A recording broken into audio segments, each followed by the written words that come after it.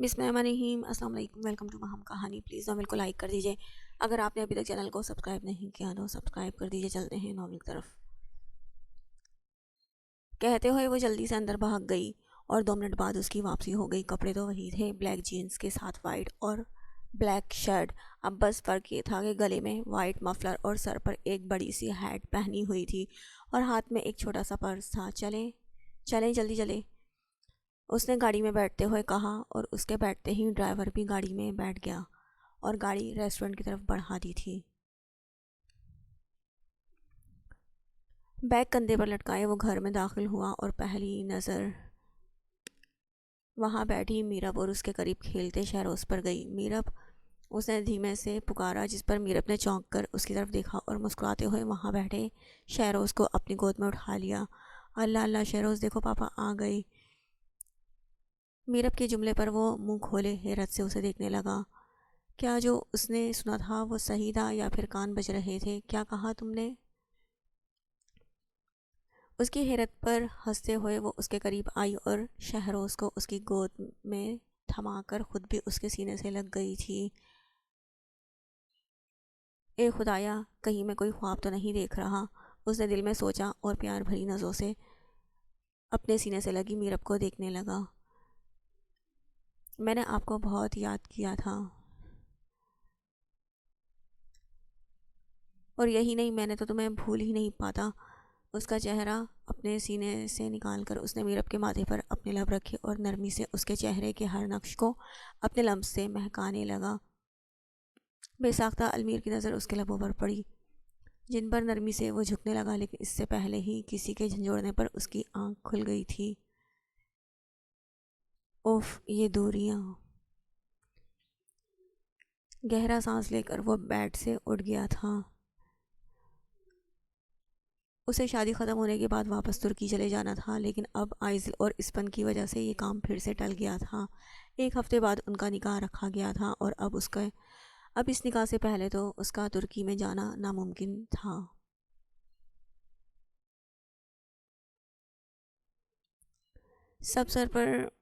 Heat سر پر اچھے سے پہنے وہ ریسٹورنٹ میں داخل ہوئی۔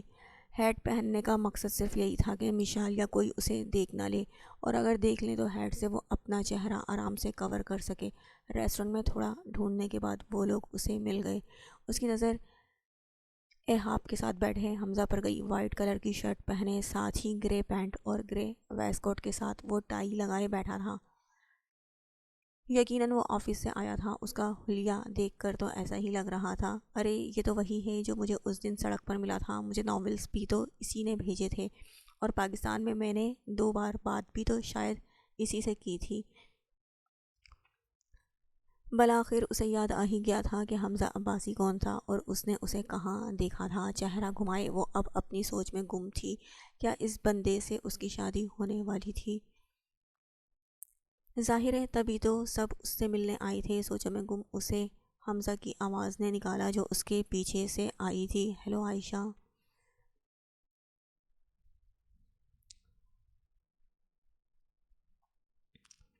ماشاء اللہ سے بہت پیارا لڑکا ہے۔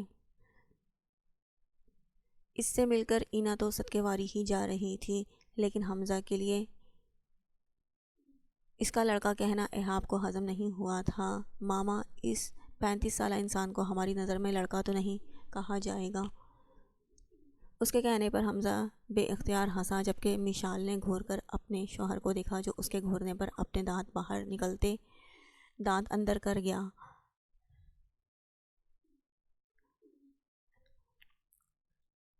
اس حصے میں بیٹھے وہ 5 اس وقت ایک فیملی ہی لگ رہے تھے، لیکن کسی کو پتہ نہیں تھا یہاں تو رشتے کی بات چل رہی تھی۔ ان سب سے بات کرتے ہوئے حمزہ کی نظر وہاں کھڑی عائشہ پر پڑی، جو اب اپنا رخ ان کی طرف سے موڑ چکی تھی۔ بلیک جینز کے ساتھ وائٹ اور بلیک شرٹ پہنے، گلے میں وائٹ کلر کا مفلر ڈالے، سر پر پہنی ہیٹ کے باعث وہ حمزہ کو بے حد کیوٹ لگ رہی تھی۔ ایکسکیوز کر کے وہ اپنی جگہ سے اٹھا اور تیز تیز قدم اٹھاتا اس کے پیچھے جا کھڑا ہوا۔ ہیلو عائشہ۔ اس کی آواز پر لب دانتوں میں دبائے وہ مڑ کر اسے دیکھنے لگی، جو چہرے پر دلکش مسکراہٹ سجائے اسے ہی دیکھ رہا تھا۔ وہ دونوں اس وقت پلر کی دوسری طرف کھڑے تھے، اسی لیے وہاں بیٹھے مشال، ایہاب، حفصہ اور اینا انہیں دیکھ نہیں سکتے تھے۔ ہائے! چہرے پر زبردستی مسکان سجائے اس نے ہولے سے ہاتھ ہلایا تھا۔ یہاں کیا ہو رہا ہے؟ ریسٹورنٹ ہے، یہاں تو کوئی بھی آ سکتا ہے۔ اچھا، مجھے لگا میری وجہ سے آئی ہو۔ نہیں، میں آپ کی وجہ سے یہاں کیوں آؤں گی؟ آپ کو کیا لگتا ہے میں آپ کی جاسوسی کر رہی ہوں؟ اسے اتنی خاص اردو بولنی نہیں آتی تھی، لیکن سمجھ وہ آسانی سے لیتا تھا۔ اس وقت بھی سامنے کھڑی اس لڑکی کی باتیں اسے آرام سے سمجھ آ رہی تھیں۔ انگریزی لہجے میں اردو بولتی سامنے کھڑی وہ لڑکی حمزہ عباسی کے دل کے تار چھیڑ رہی تھی۔ نہیں نہیں عائشہ، مجھے ایسا کیوں لگے گا؟ اس نے اپنا سر نفی میں ہلایا تھا۔ ہاں، کیونکہ میں ایسا کچھ کر بھی نہیں رہی۔ اب میں چلتی ہوں۔ مفلر اچھے سے ٹھیک کر کے وہ واپس جانے لگی۔ جب مفلر پیچھے کی طرف کرنے کے باعث وہاں رکھے ڈیکوریشن پیس میں اٹک گیا، وہ پلٹنا بھول گئی۔ ہائے! کیا یہ کام حمزہ نے کیا ہے؟ اس کے دل زور زور سے دھڑکنے لگا تھا۔ یار، یہ بندہ تو بڑا ہی رومانٹک ہے۔ پبلک پلیس میں پیچھے سے میرا مفلر پکڑے کھڑا ہے۔ بات سنیں، میرا مفلر تو چھوڑ دیں۔ اس کی بات کا مطلب سمجھ کر وہ دلکشی سے ہنسا تھا۔ عائشہ! اس کے پکارنے پر وہ مڑی، لیکن اسے ایسے ہی کھڑے دیکھ کر اپنی حرکت پر شرمندہ ہوتی جلدی سے مفلر نکال کر وہاں سے جانے لگی تھی۔ لیکن اس بار کمبخت فرش بیچ میں آ گیا۔ پیر سلپ ہونے پر ہلکی سی چیخ لبوں سے نکلی، لیکن اس کے فرش پر گرنے سے پہلے ہی حمزہ اسے کمر سے تھام کر گرنے سے روک چکا تھا۔ عائشہ کو سیدھا کھڑا کر کے وہ اس سے دور ہوا۔ عائشہ اس کی نامحرم تھی۔ بھلے وہ ایک آزاد ماحول میں پلا بڑا تھا، لیکن اس کے باوجود بھی اسے رشتوں کا لحاظ کرنا اچھے سے آتا تھا۔ وہ بغیر کسی رشتے کے اسے چھونا نہیں چاہتا تھا۔ آج یہ پہلا اتفاق تھا جب اس نے عائشہ کو چھوا تھا، اور اس نے پہلی بار عائشہ افندی کو چھوا تھا۔ دل الگ انداز میں دھڑکنا شروع ہو چکا تھا۔ ایسا لگ رہا تھا جیسے عائشہ کی خوشبو اس کے رگ و جاں میں بس چکی ہے۔ اس کے مسلسل خود کو دیکھنے پر وہ وہاں مزید رکے بنا باہر کی طرف بھاگ گئی، اور اس کے بھاگنے پر حمزہ بھی خود کو پرسکون کرتا واپس اپنی ٹیبل کی طرف چلا گیا تھا۔ بیگ ہاتھ میں پکڑے وہ شامر کے کمرے کی طرف جانے لگا، کیونکہ عائزل نے وہیں پر ہونا تھا۔ کل تو آئے تھے، آج پھر آ گئے۔ ازمیر کے اچانک سامنے آنے پر اس کے قدم رکے۔ میرے نانا جان کا گھر ہے، میں کبھی بھی آ سکتا ہوں۔ ہاں، لیکن یہ تم جہاں جا رہے ہو نا، وہ جگہ بھی میں دیکھ چکا ہوں۔ جی بالکل، میں ماموں کے کمرے کی طرف جا رہا ہوں۔ آپ کو کوئی اعتراض ہے؟ کیا مسئلہ ہے؟ میرے مسئلے ہونے سے کون سا تم نے وہاں جانے کا ارادہ ترک کر دینا ہے؟ بالکل ٹھیک کہا آپ نے، مسکراتے ہوئے اس نے اپنا چشمہ درست کیا اور کمرے کی طرف بڑھ گیا تھا، جبکہ اس کے جواب پر ازمیر بس منہ کھول کر رہ گیا۔ اسرم خان کا بیٹا تھا، بھلا کیسے کسی کی مان لیتا؟ کمرے میں داخل ہوتے ہی اس کی پہلی نظر وہاں بیٹھی کارٹون دیکھتی عائزل پر پڑی تھی۔ عائزل، میں تمہارے لیے کچھ لایا ہوں۔ اس کی آواز پر عائزل نے چونک کر اسے دیکھا تھا۔ کیا لائے ہو اصفی؟ چاکلیٹس۔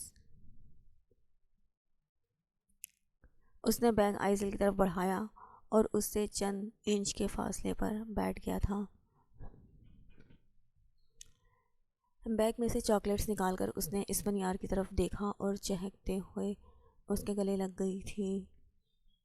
Thank you اصفی۔ اس نے اپنے اتنے قریب دیکھ کر اسفنیار نے جلدی سے اسے خود سے دور کیا۔ تمہیں پتہ ہے تم مجھے بہت اچھے لگتے ہو، لیکن تمہارا یہ چشمہ مجھے بالکل نہیں پسند۔ اس نے ناک چڑھا کر اس کے چشمے کو دیکھا، جس پر وہ ہلکا سا مسکرایا۔ اگر نہیں یہ پسند تو اتار دو۔ اس کی بات سنتے ہی عائزل نے اس کا چشمہ اتار کر سائڈ پر رکھ دیا۔ نیلی آنکھیں واضح دکھنے لگی تھیں۔ اب ٹھیک ہے۔ چاکلیٹ کا ریپر کھول کر وہ اسفنیار کے قریب بیٹھ کر دوبارہ سے کارٹون دیکھنے لگی تھی۔ ایک بائٹ اس نے اسفنیار کی طرف بڑھایا، جسے کھا کر اس نے انتہائی نرمی سے دوبارہ آئزل اور اپنے درمیان فاصلہ بنایا تھا۔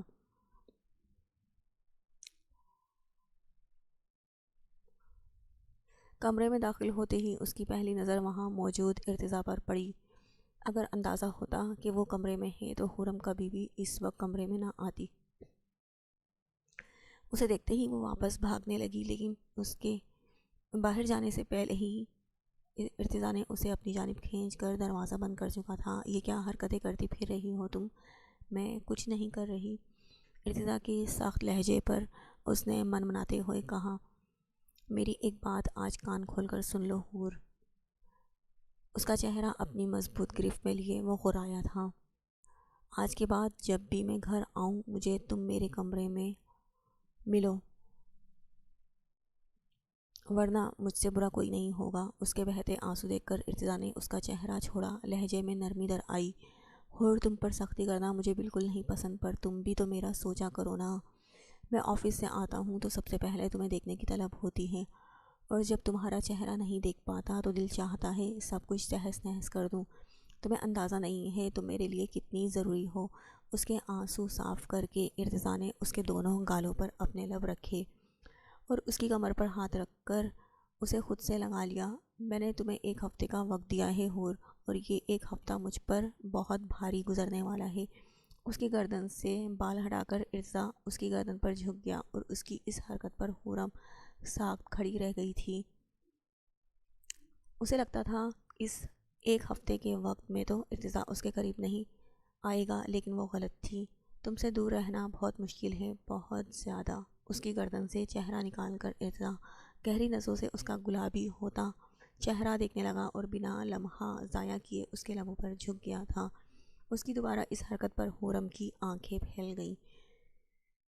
پچھلی بار کیا گیا ارتضیٰ کا عمل اس کے ذہن میں گردش کرنے لگا۔ شاید اس بار بھی وہی سب ہوگا جو پہلے ہوا تھا، لیکن اس بار اس کے انداز میں نرمی تھی۔ اس کے لبوں کو اپنی قید میں لیے وہ بے باکی سے اس کی کمر پر ہاتھ پھیرنے لگا۔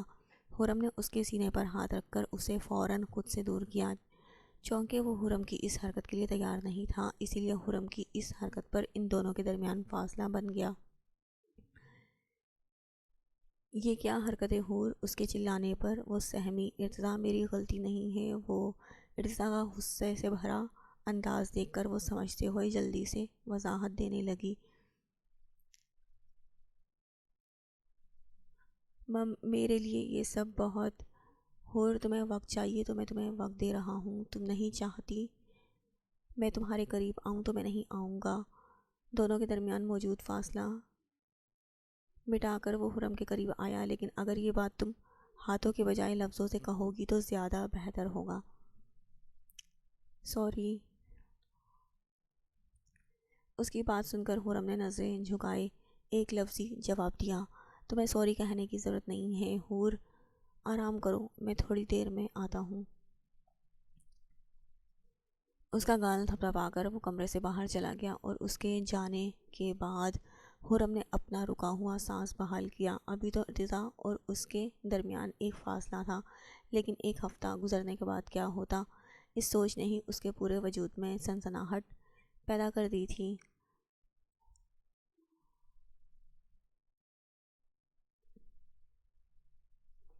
کھڑکی کے قریب کھڑی وہ سامنے نظر آتے چاند کو دیکھ رہی تھی، جو کبھی بادلوں میں چھپ جاتا تو کبھی نظر آنے لگتا۔ کیا سوچا جا رہا ہے جان؟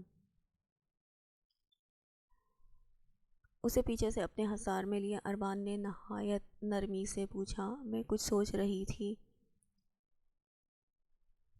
یقیناً میرے بارے میں سوچ رہی ہوگی۔ اس کے کہنے پر مسکراتے ہوئے میرال نے اپنا رخ اس کی جانب کیا۔ آپ نے کہا آپ مجھ سے پیار کرتے ہیں؟ نہیں، میں تو تم سے عشق کرتا ہوں۔ بس یہی سوچ رہی تھی کہ آپ کے عشق کی حد کیا ہے، تمہیں سننا ہے؟ مجھے جاننا ہے آپ کے لبوں سے اپنے کہے اظہار محبت سن کر مجھے بہت اچھا لگتا ہے. تم میری روح کی راحت ہو. اس کی کمر پر ہاتھ رکھ کر اربان نے اسے اپنے قریب کیا.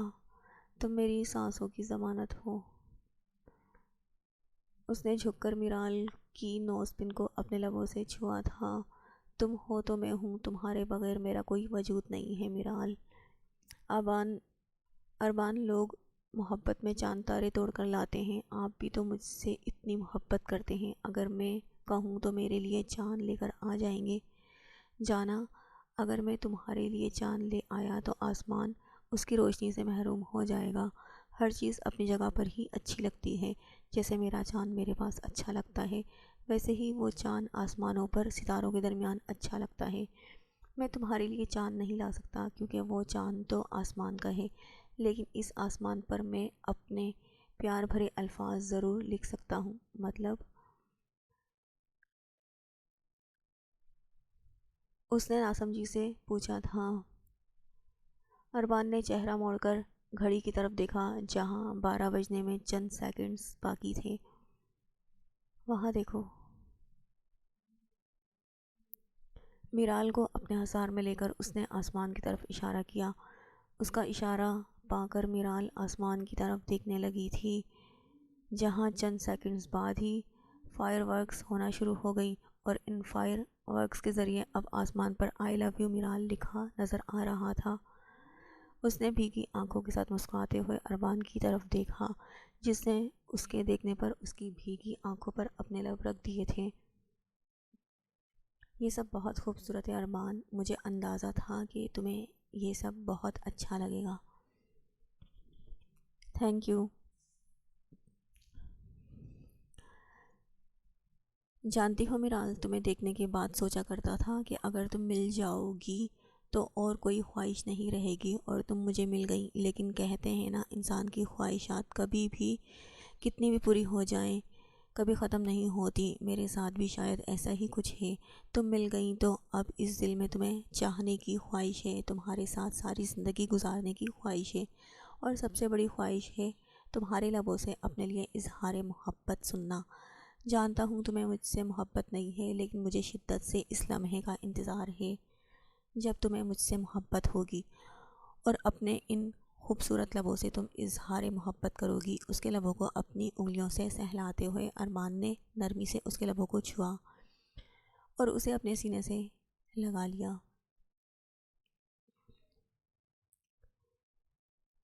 سالار، حویلی کب جائیں گے؟ حویلی کیوں جانا ہے تمہیں؟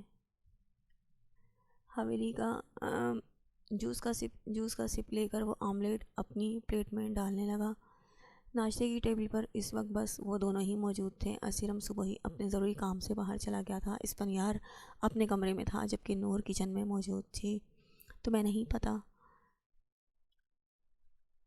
مجھے کیا پتہ ہونا چاہیے جنت؟ شامیر لالا نے آئزل اور اسپن کا رشتہ طے کر دیا ہے. ناشتہ کرتے ہوئے اس کے ہاتھ تھمے تھے. کس نے بتایا آپ کو؟ اماں سائیں کا فون آیا تھا. وہ کہہ رہی تھی ہم چند دنوں میں حویلی آ جائیں کیونکہ نکاح اسی ہفتے میں رکھا گیا ہے. جنت کی بات سنتے ہی وہ اپنی جگہ سے اٹھا اور تیز قدم اٹھاتا اسفندیار کے کمرے کی طرف چلا گیا. اس کے اچانک اٹھ کر جانے پر جنت نے ناسمجھی سے اس کی پشت کو دیکھا اور کندھے اچکا کر اپنے ناشتے میں مصروف ہو گئی تھی.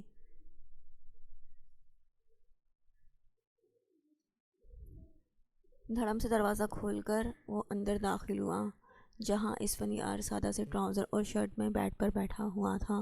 یقیناً وہ نیند سے ابھی جاگا تھا. آئزل کے لیے رشتہ تم نے بھیجا تھا یا یہ فیصلہ بابا سائیں اپنی مرضی سے کر رہے ہیں؟ میری مرضی سے ہوا ہے. میں آئزل سے محبت کرتا ہوں اور اسے اپنے نکاح میں لانا چاہتا ہوں. تم کیوں غصہ کر رہے ہو؟ تمہیں تو خوش ہونا چاہیے اس رشتے پر کیونکہ کسی وقت میں ہم گہرے دوست تھے. تمہیں لگتا ہے جو کچھ تم نے میری بہن کے ساتھ کیا ہے اس کے بعد بھی میں تمہاری اور آئزل کی شادی ہونے دوں گا؟ سالار کی بات سنتے ہی وہ چند لمحوں کے لیے خاموش ہو گیا، لیکن پھر آنکھیں موند کر خود کو پرسکون کر لیا۔ میں نے آئزل کے ساتھ کچھ نہیں کیا تھا سالار، تم سب کو بیوقوف بنا سکتے ہو اسپنیار، لیکن مجھے نہیں۔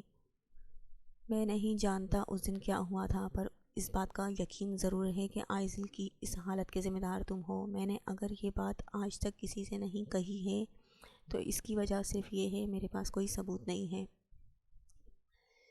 جس دن تمہارے خلاف کوئی ثبوت ملا نا، اس دن حویلی والوں کو تمہارے کرتوت بتانے میں دیر نہیں لگاؤں گا۔ وہ ہر لفظ جما جما کر ادا کر رہا تھا۔ یہ حقیقت تھی کہ چند سال قبل وہ دونوں گہرے دوست تھے، لیکن آئزل کے ساتھ ہوئے حادثے کے بعد ان دونوں کی دوستی میں ایک درار سی پڑ چکی تھی۔ اسپنیار باہر چلا گیا، نہ اس نے سالار سے کوئی رابطہ کیا، نہ سالار نے اس سے۔ اسپنیار کے رابطہ نہ کرنے کی وجہ شرمندگی تھی، لیکن سالار کے اس کے ساتھ کوئی رابطہ نہ رکھنے کی وجہ یہ تھی کہ اسے اپنی بہن کی اس حالت کا ذمہ دار اسپنیار لگتا تھا، اور اس بات کا اسے یقین بھی تھا، لیکن یہ بات وہ کسی سے کہہ نہیں سکتا تھا کیونکہ اس کی کسی بات کا کسی کو یقین نہیں آنا تھا۔ میں یہ نکاح نہیں ہونے دوں گا اسپنیار خان، ایک ہفتے بعد میرا نکاح ہے، آئزل کے ساتھ روک سکتے ہو تو روک لو سالار شاہ، اس نے نیلی آنکھوں سے اسے گھورتے ہوئے کہا، جو اس کی بات سنتے ہی لمبے لمبے ڈگ بھرتا کمرے سے نکل کر چلا گیا تھا۔ ماما میری بات سنیں۔ مہرینہ بیگم کے قریب بیٹھ کر اس نے ان کے ہاتھ سے ٹی وی ریموٹ لے کر ٹی وی آف کر دیا تھا۔ کیا بات کرنی ہے میرے بیٹے کو؟ آپ کو پتہ ہے گھر والوں نے آئزل اور اسپن لالا کا رشتہ طے کر دیا ہے۔ ماشاءاللہ، لیکن آئزل تو میرے خیال سے ذہنی طور پر ٹھیک نہیں تھی جی، ایک ایکسیڈنٹ کے باعث اس کی برین گروتھ رک گئی تھی اور اب اس کا نکاح ہونے جا رہا ہے۔ میں نہیں جانتی وہاں پر کیا ہو رہا ہے، کیا باتیں چل رہی ہیں اور ایسی کیا بات ہوئی کہ نوبت نکاح تک پہنچ گئی۔ اوپر سے نکاح بھی ایک ہفتے بعد ہی ہے۔ تمہیں حویلی جانا ہے؟ اس کی پوری بات سنتے ہی انہوں نے مسکرا کر کہا، جی جانا تو ہے۔ تو میرا بیٹا چلی جاؤ نا، ارمان اجازت نہیں دے رہے ہیں۔ اس کے منہ لٹکا کر کہنے پر اور اس کی بات سن کر مہرینہ بیگم کو اس کے یہاں بیٹھنے کی وجہ سمجھ آ گئی۔ میں ڈرائیور سے کہہ دیتی ہوں، وہ تمہیں حویلی چھوڑ آئے گا۔ لیکن ارمان، میں ارمان کی ماں ہوں، میری اجازت کافی نہیں ہے کیا؟ جی لیکن اگر وہ غصہ ہوئے تو؟ میں اسے بتا دوں گی، کچھ نہیں کہے گا، بہت نرم مزاج ہے ارمان۔ تھینک یو مما، کہتے ہوئے ان کے گلے لگ کر وہ اپنی جگہ سے اٹھ کر اپنے کمرے کی طرف بھاگ گئی تاکہ جانے کی تیاری کر سکے۔ اس کا مسکراتا چہرہ دیکھ کر مہرینہ بیگم بھی ہلکا سا مسکرائی تھی۔ یہ بات تو انہوں نے ٹھیک کہی تھی کہ ارمان بہت نرم مزاج تھا، خاص طور پر اپنوں کے لیے، لیکن میرال کے لیے اس کے انداز میں نرمی کے ساتھ ساتھ جنونیت بھی تھی۔ وہ میرال کے لیے حد سے زیادہ جنونی بنتا جا رہا تھا اور اس کا اندازہ اسے خود بھی نہیں تھا۔ حفصہ دادو، مجھے حویلی جانا ہے۔ اس نے کتاب پڑھتی حفصہ کا بازو ہلایا تھا۔ حرم، ابھی چند دن پہلے تو حویلی سے آئی ہو، پھر کیوں جانا ہے؟ آپ کو پتہ تو ہے گھر میں آئزل اور اسپن کی شادی کی تیاریاں چل رہی ہیں، میں تو بس اسی لیے وہاں جانا چاہ رہی ہوں۔ حرم، تم جانتی ہو نا ارتضیٰ کی مرضی کے بنا تم وہاں نہیں جا سکتے ہو، تبھی تو آپ سے کہہ رہی ہوں پلیز ارتضیٰ سے بات کریں، اس نے منت بھرے لہجے میں کہا تھا۔ میرے کہنے پر وہ انکار ہی کرے گا کیونکہ تمہارے معاملے میں وہ کسی کی بات نہیں سنتا۔ ہاں، تمہارے کہنے پر شاید راضی ہو جائے، خود بات کرو بچے۔ مجھے نہیں کرنی۔ حرم، کب تک اس سے دور بھاگو گی؟ جانتی ہو شادی جس طرح ہوئی وہ طریقہ ٹھیک نہیں تھا، لیکن اب تو ہو چکی ہے نا، اس رشتے کو نبھانے کی کوشش کرو۔ کہاں ہے وہ؟ اس نے گہرا سانس اپنے اندر کھینچا۔ پول ایریا کی طرف گیا تھا۔ کیا مطلب اس موسم میں وہ سوئمنگ کر رہے ہیں؟ اس نے حیرت سے پوچھا تھا۔ ضروری نہیں ہے وہ وہاں سوئمنگ ہی کر رہا ہو سکتا ہے بس ایسے ہی وہاں بیٹھنے کے لیے گیا ہو۔ اسے جواب دے کر وہ واپس کتاب پڑھنے میں مگن ہو گئی اور حورم خود کو پرسکون کر کے پل ایریا کی طرف چلی گئی تھی۔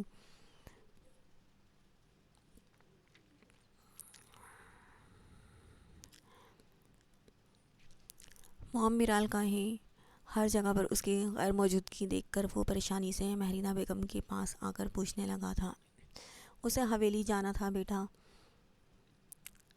تو پھر ماتھے پر بل نمودار ہوئے تھے۔ کیا وہ اس کی اجازت کے بغیر حویلی چلی گئی تھی؟ اس نے مجھ سے کہا تو میں نے اسے ڈرائیور کے ساتھ بھیج دیا۔ ان کی بات سنتے ہی اس نے ضبط سے اپنے چہرے پر ہاتھ پھیرا۔ کیا اس نے مجھ سے اجازت لی تھی اربان؟ اس نے مجھے ساری بات بتائی تھی، اسے جانے کی اجازت میں نے دی ہے۔ تم اسے کچھ مت کہنا۔ ان کی بات پر اپنا سر ہلا کر وہ تیز تیز قدموں سے باہر جانے لگا۔ جب اسے باہر کی طرف جاتے دیکھ کر مہرینہ بیگم نے روکا۔ اربان کہاں جا رہے ہو؟ میرال کتنے بجے نکلی تھی موم؟ اربان اسے خود سے اتنا مت باندھو کہ وہ تم سے تنگ آ جائے، اسے تھوڑا اسپیس دو بیٹا، اب وہ تمہاری ہی ہے، اسے واپس تمہارے پاس ہی تو آنا ہے۔ ٹھیک ہے، میں آپ کی بات سمجھ چکا ہوں۔ ان کی بات کا جواب دے کر وہ تیز تیز قدم اٹھاتا باہر کی طرف چلا گیا تھا۔ خیریت سے آنا ہوا سالار؟ مجھے تو لگا تھا تم کچھ دن بعد آؤ گے، اسے اپنے سامنے دیکھ کر شاہ میر نے حیرت سے پوچھا تھا۔ 2-3 دن پہلے تو وہ گیا تھا، اسی لیے سالار کی اتنی جلدی واپسی کی امید اسے ہرگز نہیں تھی۔ آپ آئزل کی شادی کر رہے ہیں بابا سائیں؟ کیا تم اب تک اس بات سے لا علم تھے سالار؟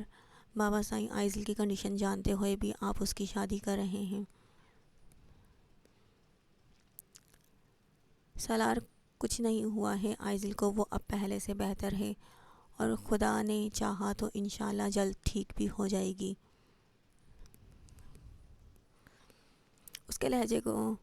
انہوں نے لہجے کو نارمل رکھ کر جواب دیا تھا، لیکن ابھی تو وہ ٹھیک نہیں ہوئی ہے بابا سائیں۔ اسفندیار سب کچھ جان کر اسے اپنا رہا ہے، پھر تمہیں کس چیز پر اعتراض ہے؟ اس کی مسلسل بحث سے شاہ میر نے جھنجھلاتے ہوئے کہا تھا، مجھے اعتراض اسی چیز پر ہے بابا سائیں کہ آپ اس کی شادی اسفندیار کے ساتھ کر رہے ہیں۔ کیوں، تمہیں اس سے کیا مسئلہ ہے؟ آپ بھول رہے ہیں آئزل کی اس حالت کا ذمہ دار اسفندیار خان ہے۔ بلا وجہ کی باتیں مت کرو سالار، آپ چاہے کچھ بھی کہیں لیکن میں یہ نکاح نہیں ہونے دوں گا۔ اس کے ماں باپ زندہ ہیں، اس کی زندگی کا فیصلہ کرنے کے لیے تمہیں کچھ کرنے کی ضرورت نہیں ہے۔ شاہ میر کی بات سن کر وہ اداسی سے ہنسا تھا۔ آپ نے تو ایک پل میں ہی بتا دیا بابا سائیں کہ میرا آئزل پر کوئی حق نہیں ہے۔ سالار ایسی بات نہیں ہے، جو کرنا چاہتے ہیں کرتے پھریں، ویسے بھی آپ کی نظر میں کبھی میری کسی بات کی اہمیت رہی ہی کب ہے؟ وہ جس طرح آیا تھا اسی طرح واپس جا چکا تھا، لیکن وہاں بیٹھا شاہ میر اپنے کہے لفظوں پر اب خود کو کوس رہا تھا۔ ایک طرف سے چیز ٹھیک ہوتی ہے تو دوسری طرف سے بگڑ جاتی ہے۔ ارتضیٰ اسے سوئمنگ پول کی طرف آ کر اس نے ارتضیٰ کو پکارا، جانتی تھی وہ الٹے دماغ کا انسان اس وقت یہاں پر یہی کام سر انجام دینے آیا ہوگا۔ اس کی آواز سن کر سوئمنگ کرتا ارتضیٰ پانی سے نکلا۔ پانی سے بھیگے بال چہرے پر گر رہے تھے، جبکہ مضبوط چوڑے سینے پر پانی کی بوندیں عجیب دلکش نظارہ پیش کر رہی تھیں۔ اس نے فوراً اپنا رخ موڑا تھا۔ ارتضیٰ کو اس موسم میں سوئمنگ کرتے دیکھ کر اسے ٹھنڈ لگ رہی تھی۔ کیا ہوا حور؟ مجھے کچھ بات کرنی تھی۔ کہو، میں سن رہا ہوں۔ نہیں، پہلے آپ فری ہو جائیں پھر بات کروں گی۔ آئی تو وہ یہاں بات کرنی ہی تھی، لیکن ارتضیٰ کو ایسے حلیے میں دیکھ کر بات کرنے کی ہمت ہی پیدا نہیں ہو رہی تھی۔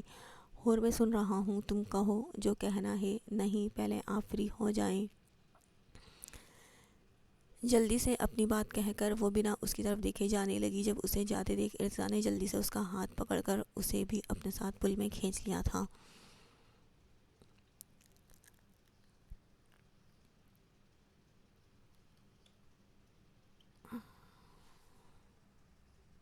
ناول چہرے سے ہٹا کر اس نے فون پر بات کرتی مشال کو دیکھا، جو 1 گھنٹے سے ازا سے ہنس کر باتیں کر رہی تھی۔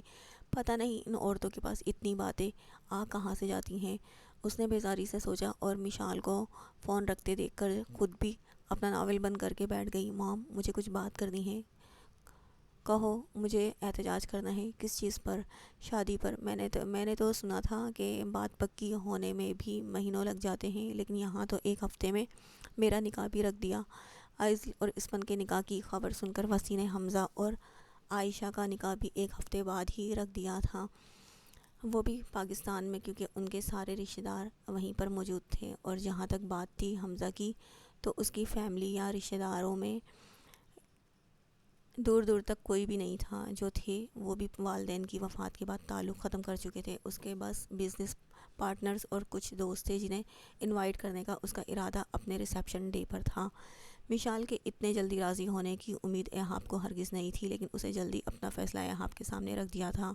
حمزہ ایک اچھا اور سلجھا ہوا لڑکا تھا، جس کے بارے میں ساری معلومات وہ ارتضیٰ سے لے چکی تھی، کیونکہ ارتضیٰ سے زیادہ اچھا اسے اور کون جان سکتا تھا۔ ساری بات جان کر اس نے راضی ہونے میں دیر نہیں لگائی تھی، لیکن جب سے گھر میں عائشہ کی شادی کی ڈیٹ فکس ہوئی تھی، تب سے اس کا موڈ خراب تھا، کیونکہ اسے یہ سیدھی سادی شادی نہیں کرنی تھی۔ کیوں نہیں کرنی تمہیں شادی؟ ارے بس نہیں کرنی نا، کوئی وجہ بھی تو بتاؤ۔ اگر شادی نہ کرنے کی وجہ وہ مشال کو بتا دیتی تو اس کے منہ پر مشال کی چپل پڑنے میں دیر نہیں لگتی۔ بتاؤ عائشہ، اکثر لوگ پڑھائی کی وجہ سے شادی نہیں کرتے، لیکن تم تو اس سے بھی فارغ ہو۔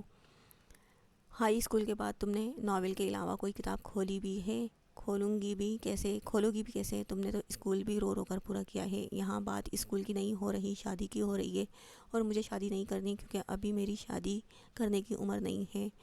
بالآخر انکار کرنے کا ایک بہانہ اسے مل ہی گیا، لیکن مشال کے پاس اس کے بہانے کا بھی جواب تھا۔ 18 سال کی ہو تم، اور لڑکی کی شادی کرنے کی یہ بہترین عمر ہوتی ہے۔ اب جاؤ اور میرا دماغ نہ کھاؤ۔ اس کے جھنجھلا کر کہنے پر وہ پیر پٹکتی ہوئی وہاں سے چلی گئی۔ ریش ڈرائیونگ کرتا وہ اپنی گاڑی کو اس راستے پر دوڑانے لگا جو حویلی کی طرف جاتا تھا۔ میرال کو گھر سے نکلے ہوئے زیادہ وقت نہیں ہوا تھا، اس لیے ریش ڈرائیونگ کے باعث وہ جلد ہی اس تک پہنچ چکا تھا۔ گاڑی کی رفتار مزید تیز کر کے وہ اپنی گاڑی اس گاڑی کے سامنے لا کر آگے کا راستہ روک چکا تھا۔ اربان کی اس حرکت پر ڈرائیور نے بروقت بریک لگائے، اور ڈرائیور کی اس حرکت پر پیچھے بیٹھی میرال ہڑبڑا گئی۔ کیا ہوا ہے؟ اس نے پریشانی سے ڈرائیور کی طرف دیکھا، لیکن اس کا جواب سننے کی ضرورت نہیں پڑی، کیونکہ سامنے کھڑی گاڑی سے نکلتے اربان کو وہ دیکھ چکی تھی۔ چلو اترو۔ بیک سائیڈ کا ڈور کھول کر اس نے میرال کو باہر نکالا۔ اربان، کیا ہوا ہے؟ وہ حیرت سے اسے دیکھتے ہوئے پوچھ رہی تھی، جو اب ڈرائیور کو واپس گھر جانے کا اشارہ کر رہا تھا۔ اربان، اپنی بات کا جواب نہ پا کر اس نے پھر پکارا، جو اس بار بھی بنا جواب دیے اسے لے کر اپنی گاڑی کی طرف آ گیا اور اسے فرنٹ سیٹ پر بٹھا کر خود ڈرائیونگ سیٹ پر آ کر بیٹھ گیا۔ ارتضیٰ، یہ کیا حرکت ہے؟ چہرے سے پانی صاف کر کے اس نے خفگی سے ارتضیٰ کی طرف دیکھا۔ ٹھنڈے پانی نے اسے ایک پل کے لیے جھنجھوڑ کر رکھ دیا تھا۔ میں نے سوچا تمہیں بھی تھوڑا سا بھگا دوں۔ اس نے گہری نظروں سے حرم کا بھیگا سراپا دیکھتے ہوئے کہا۔ چھوڑے مجھے، اتنا پیارا موسم ہے حور، اسے اپنے ہسبینڈ کے ساتھ انجوائے کرو۔ ارتضیٰ، مجھے ٹھنڈ لگ رہی ہے، تو ہم دونوں مل کر اس ٹھنڈ کو ختم کر کے ماحول میں گرماہٹ پیدا کر دیتے ہیں۔ بے باکی سے کہتے ہوئے اس نے حرم کے بھیگے گال پر اپنے لب رکھے، جبکہ ارتضیٰ کی بات سن کر وہ سر سے پاؤں تک سرخ ہوئی۔ پلیز ارتضیٰ، چھوڑے نا۔ ارتضیٰ، کیا بات کرنی تھی؟ چھوڑے مجھے۔ پہلے جو بات کرنے آئی تھی وہ کرو، پھر چھوڑوں گا۔ ارتضیٰ، اس نے غصے سے ارتضیٰ کے برہنہ سینے پر مکہ مارا۔ میں سمجھ رہا ہوں، مطلب تمہیں اسی طرح میرے قریب رہنا ہے، اور مجھے کوئی اعتراض نہیں ہے میری جان۔ اس کی ڈھلائی دیکھ کر حرم نے غصہ ضبط کر کے اپنی بات شروع کی۔ مجھے پاکستان جانا تھا، تو حفظہ دادوں نے کہا آپ سے اجازت لے لوں۔ ٹھیک ہے حور، میری اجازت ہے، ہم پاکستان چلیں گے۔ سچ میں؟ اس نے بے یقینی سے کہا، کیونکہ ارتضیٰ کے اتنی جلدی مان جانے کا یقین جو نہیں تھا۔ بالکل، اب تم جاؤ، زیادہ دیر بھیگی رہیں تو بیمار ہو جاؤ گی۔ بیمار تو ابھی بھی ہو جاؤں گی آپ کی وجہ سے۔ اس کے خفگی بھرے انداز پر ارتضیٰ مسکراتے ہوئے اس کے چہرے پر جھکا اور اس کی سانسوں کو اپنے اندر اتارنے لگا۔ ارتضیٰ کی اس حرکت پر وہ خود کو کوسنے لگی۔ کیا ضرورت تھی کچھ کہنے کی؟ جب اس نے جانے کی اجازت دے دی تھی تو سیدھی سیدھی چلی جاتی۔ سانسوں کو آزادی ملتے ہی اس نے شکایتی نظروں سے ارتضیٰ کو دیکھا اور پل سے نکل کر بھاگتی ہوئی اندر چلی گئی۔ تھینکس موم۔ اسے جاتے دیکھ کر وہ زیر لب بڑبڑایا۔ انہیں پاکستان جانا ہی تھا کیونکہ عائشہ اور حمزہ کا نکاح بھی وسیع نے وہیں پر کرنا تھا۔ یہ بات حفصہ جانتی تھی۔ ارتضیٰ کے پاس اجازت مانگنے کے لیے بھیجنا تو بس ایک بہانہ تھا اور وہ اس بات کے لیے اپنی ماں کا تہہ دل سے شکر گزار تھا۔ ہم کہاں جا رہے ہیں؟ اس نے اربان کی طرف دیکھ کر پوچھا کیونکہ اس کی مسلسل خاموشی میرال کو چبھ رہی تھی۔ تم کہاں جا رہی تھی؟ حویلی۔ اس کا سخت انداز میرال کو لڑکھڑانے پر مجبور کر گیا تھا۔ کیا تم نے مجھ سے اجازت لی تھی جانے کی؟ میں نے آنٹی سے اجازت لے لی تھی۔ اس کی بات سن کر اربان نے جھٹکے سے گاڑی روکی۔ میں نے پوچھا کیا تم نے مجھ سے اجازت لی تھی میرال؟ اس کے دونوں بازو اپنی گرفت میں لیے وہ سخت لہجے میں گویا ہوا تھا۔